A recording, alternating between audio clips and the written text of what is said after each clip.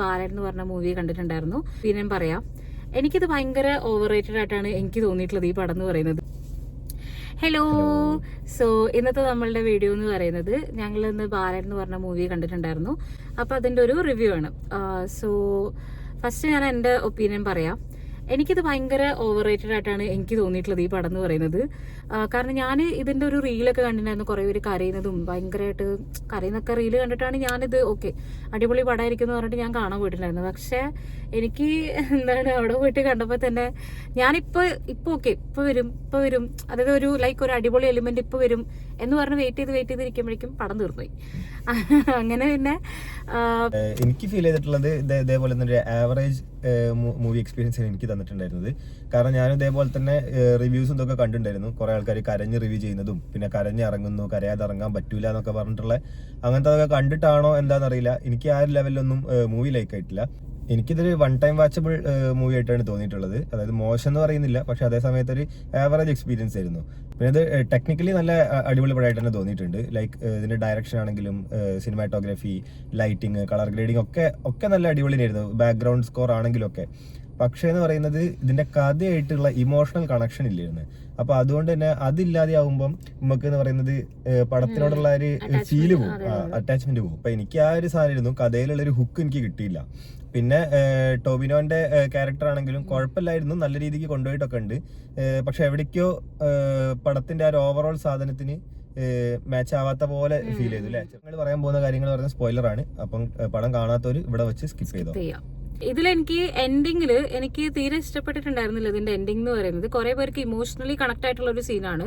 പക്ഷെ എനിക്കിത് ഇഷ്ടപ്പെട്ടിട്ടുണ്ടായിരുന്നില്ല. അതില് എനിക്ക് തോന്നിയത് എന്താണെന്ന് വെച്ചാല്, ഈ കുട്ടീന്റെ അമ്മ പറയുന്നുണ്ട്, ഒരു 6 വയസ്സുള്ള ഒരു കുട്ടീന്റെ അടുത്ത് ആ കുട്ടീന്റെ അമ്മ പറയാണ് ഇവിടെ നിൽക്കണം എന്നുള്ളത്. അത് ഒരു ലിറ്ററൽ മീനിങ്ങിൽ മൂവി കൊണ്ടുപോയ പോലെയാണ് എനിക്ക് ഫീൽ ചെയ്തിട്ടുള്ളത്. അപ്പൊ ഒരു കുട്ടീനെ കാണാണ്ട് ആവുകയാണെങ്കിൽ ഒരു 1 month 2 month ഒക്കെ ഓക്കെ ഫൈൻ, നമുക്ക് അവിടെ വെയിറ്റ് ചെയ്യാം, ചിലപ്പോൾ വരുന്നു വിചാരിച്ചിട്ട്. ഇതൊരു 6 years 7 years വെയിറ്റ് ചെയ്യാന്ന് പറയുമ്പോൾ എനിക്കത് ഭയങ്കര എനിക്കറിയില്ല, എന്റെ ലോജിക്കൽ എനിക്കത് തീരെ അക്സെപ്റ്റബിൾ അല്ല.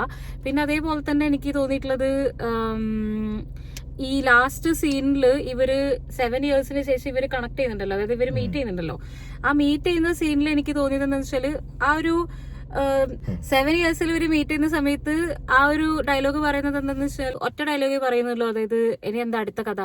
അപ്പൊ എനിക്ക് തോന്നി അവിടെ എനിക്ക് അതുകൊണ്ടായിരിക്കാം മേ ബി ഒരു ഇമോഷണൽ കണക്ഷൻ കിട്ടാത്തത്. ഇവര് ഹഗ് ഇല്ല, ഒന്നുമില്ല.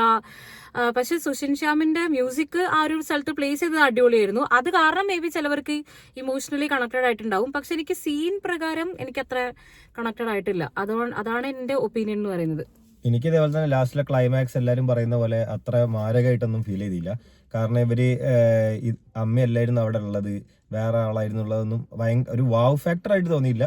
ഓക്കെ, അതൊരു കണ്ടുപോയത്, അതായത് നമുക്കിത് എനിക്കൊരു പുതിയൊരു എക്സ്പീരിയൻസ് കിട്ടിയ പോലെ ഒന്നും ഫീൽ ചെയ്തില്ല. പിന്നെ അതേപോലെ തന്നെ ലാസ്റ്റ് ആ കുട്ടി തിരിച്ച് ഓടിപ്പോകുന്ന സീനൊക്കെ നല്ല അടിപൊളിയായിട്ട് തന്നെ എടുത്തു വെച്ചിട്ടുണ്ട്.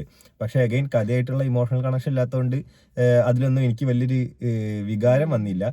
പിന്നെ ലാസ്റ്റ് ഇതേപോലെ അമ്മേനെ മീറ്റ് ചെയ്യുന്ന സീന്, അവിടെ ഒന്നും എൻ്റെ ഒരു ലോജിക്കല് വർക്കൗട്ട് ചെയ്യുന്ന രീതിക്ക് എനിക്ക് ഫീൽ ചെയ്തില്ല. അത് ഒരു ഇല്ലോജിക്കലായിട്ട് തോന്നി പല കാര്യങ്ങളും അവിടെ.